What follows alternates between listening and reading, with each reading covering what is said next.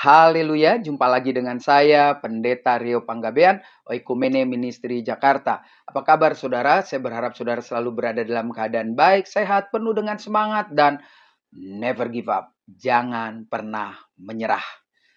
Saya akan membahas satu bagian firman Tuhan dengan tentu sangat sederhana supaya kita mudah mengaplikasikan di dalam kehidupan kita sehari-hari. Nah, bagian firman Tuhan itu terambil dari kitab 1 Petrus pasal yang kelima ayat ke-7 sampai 11. Lumayan panjang tapi cepat saja supaya kegiatan-kegiatan saudara pun juga tidak terganggu. Bahkan saudara setelah menyaksikan tayangan ini melanjutkan kegiatan dengan didasari firman Tuhan yang luar biasa ini.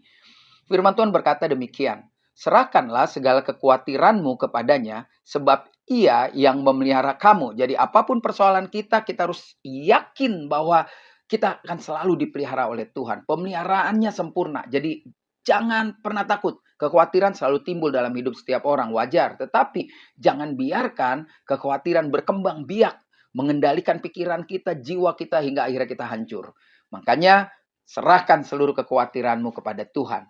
Lalu berikutnya ke-8, sadarlah dan berjaga-jagalah. Lawanmu si iblis berjalan keliling sama seperti singa yang mengaum-ngaum dan mencari orang yang dapat ditelannya. Jadi iblis itu diibaratkan bagaikan singa lapar, lalu begitu melihat mangsa yang sedap, dia akan menerkam tanpa berpikir sedemikian rupa. Jadi bagi saya hari ini, ketika kekhawatiran ada, lawan dan jangan pernah takut. Kekhawatiran itu bungkus dari atau kemasan dari si iblis yang akan siap menerkam hati, pikiran, dan perasaan saudara. Lalu dia akan menghancurkan kita. Sehingga firman Tuhan ini sungguh-sungguh kembali mengingatkan kita. Ayat yang ke-9, lawanlah dia dengan iman yang teguh. Iman adalah bukti dari segala sesuatu yang kita yakin kita pasti berhasil walaupun itu masih dalam perjuangan. Dan iman bukan hasil usaha kita, tetapi pemberian Tuhan. Sehingga ketika Tuhan memberikan iman, pasti semua sempurna adanya.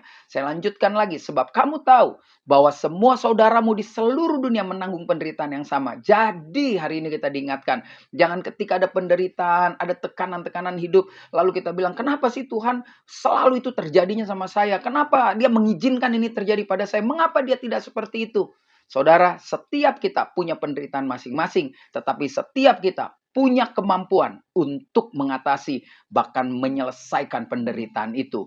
Ayat yang berikutnya, ayat yang ke-10. Dan dia Bapa, sumber segala kasih karunia, yang telah memanggil kamu, memanggil saudara dan saya, dalam Kristus kepada kemuliaan Kristus yang kekal, akan melengkapi, lihat perhatikan baik-baik, segala persoalan kita akan kita bisa selesaikan, karena Kristus sendiri dikatakan akan melengkapi, akan meneguhkan, akan menguatkan, dan mengokohkan kamu, mengokohkan saudara dan saya, sesudah saudara dan saya. Di sini Alkitab mengatakan sesudah kamu menderita seketika lamanya.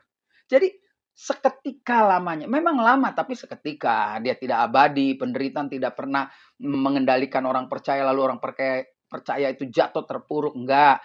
Penderitaan boleh ada. Tapi seketika.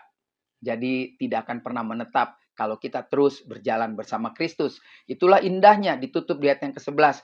Ialah yang empunya kuasa sampai selama-lamanya. Amin. Jadi seketika penderitaan itu ada, tapi kita bisa mengatasi karena Tuhanlah, Kristuslah yang berkuasa. Dikatakan empunya kuasa sampai selama-lamanya. Sampai berakhirnya dunia ini dikuasai oleh Kristus. Jadi hari ini kita diingatkan, lawanlah si iblis, jangan pernah takut, kita akan menang karena kita punya Tuhan yang menguasai dunia ini. Tetap semangat, masuki akhir pekan dengan penuh sukacita, sehingga esok kita masuk pekan yang baru dengan penuh kepastian bahwa berjalan bersama Kristus, saya cakap menanggung segala perkara.